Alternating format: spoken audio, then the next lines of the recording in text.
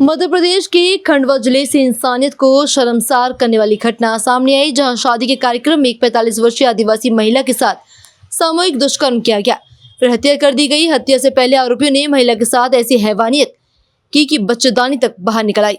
इस घटना के बाद से इलाके में सनसनी फैल गई। पूरी घटना खालवा थाना क्षेत्र के रोशनी चौकी क्षेत्र की है। गांव के एक शादी का कार्यक्रम था, जिसमें शामिल होने के लिए आसपास के गांव के लोग पहुंचे थे। महिला भी अपने परिवार के साथ शादी में शामिल होने आई थी, लेकिन अचानक देर रात वे गायब हो गई। जब शनिवार की सुबह गांव में हरी के घर के पीछे महिलाओं के एक महिला को पड़ा हुआ देखा, तो पास जाकर देखने पर पता चला कि महिला की सांसें चल रही हैं। महिला की पहचान उसी गांव में रहने वाली महिला के रूप में हुई। इसकी हैवानियत भरी घटना के बाद बीजेपी कांग्रेस में जुबानी जंग छिड़ गई। कांग्रेस के अध्यक्ष जीतू पटवारी ने सरकार पर हमला बोलते हुए कहा कि मध्य प्रदेश में गृह मंत्री कोई कुर्सी नहीं बची, ना कोई व्यक्ति। हाल ही में प्रधानमंत्री नरेंद्र मोदी भोपाल आ रहे हैं, जहां बस सिंदूर का कार्यक्रम करेंगे मोदी जी, और देश गृह मंत्री जी को देखना होगा कि प्रदेश में 25 बहनों के साथ बलात्कार की घटनाएं प्रतिदिन हो रही हैं। इस पर वे क्या संज्ञान लेते हैं? जो खंडवा में जो काम हुआ वह दिल्ली के निर्भया कांड के बराबर है। इसके बाद भी यदि प्रदेश के मुखिया ये कहते हैं कि मैं योग्य हूँ, तो उनको शर्म आनी चाहिए। मध्य प्रदेश में गृह नाम का कोई कुर्सी बची नहीं, न कोई व्यक्ति है। बहुत दुख है। अभी मोदी जी आ रहे हैं भोपाल और सिंदूर का कार्यक्रम करेंगे, उसमें सब महिलाएं बहनें पार्टिसिपेट करें। मोदी जी को अब ये देखना पड़ेगा, देश के गृह मंत्री को देखना पड़ेगा कि मध्य प्रदेश में 25 बहनों के साथ रोज बलात्कार होता है। खंडवा की जघन्य गैंग रेप हत्याकांड क्या है? एक बेटी के साथ बलात्कार किया और उसकी बच्चादानी राड़ डालकर प्राइवेट पार्ट से निकाल के फेंक दिया। क्या ये वो दिल्ली में निर्भया हुआ था उससे खतरनाक काम नहीं है? और अगर इसके बाद भी गृह मंत्री ये कहते हैं मैं योग्य हूं, तो मुझे शर्म आती है कि मेरे मध्य प्रदेश का गृह मंत्री इतना अयोग्य है।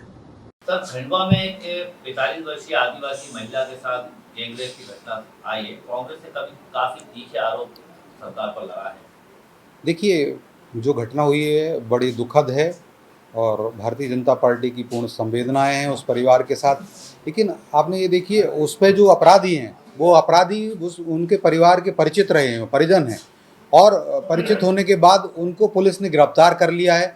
और जिस प्रकार से आपने देखा कि केंद्र में प्रधानमंत्री श्री मोदी जी की सरकार मृत्युदंड का कानून लाई, वो 56 साल कांग्रेस का शासन रहा। कांग्रेस कुंभकर्ण से ज़्यादा गहरी नींद में सोती रही। मध्य प्रदेश में भी हमारी सरकार ने ही, कांग्रेस का 45 साल शासन रहा मध्य प्रदेश में, तब भी वो मृत्युदंड का कानून नहीं ला पाए थे।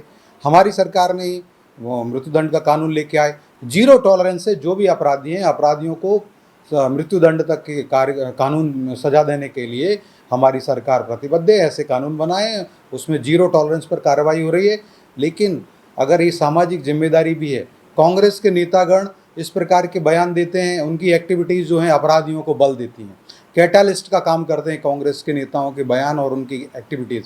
आप देखिए, उमंग सिंघार जी जो हैं, उमंग सिंघार जी नेता विपक्ष हैं, और उनके ऊपर जो आरोप लगाए, जिन्होंने अपना शपथ पत्र में जो भरा था लोग विधानसभा चुनाव के समय, उसमें उनकी जो धर्मपत्नी, उन्होंने ही कहा कि उमंग सिंघार जी के निवास पर जिस महिला की आत्महत्या नहीं थी, वो मृत्यु हुई थी और उसकी जाँच चल रही है।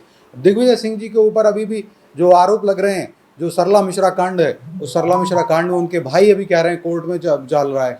तो और जीतू पटवारी जी स्वयं माताओं बहनों का अपमान करने वाले, वो उनमें चाशनी और रस ढूंढने वाले, मुझे लगता है कांग्रेस के नेताओं का और समस्त राजनीतिक दलों की भी यही जिम्मेदारी है। कांग्रेस को ऐसे नेताओं को अपने पद, उनके जो पद हैं उनसे हटाना चाहिए।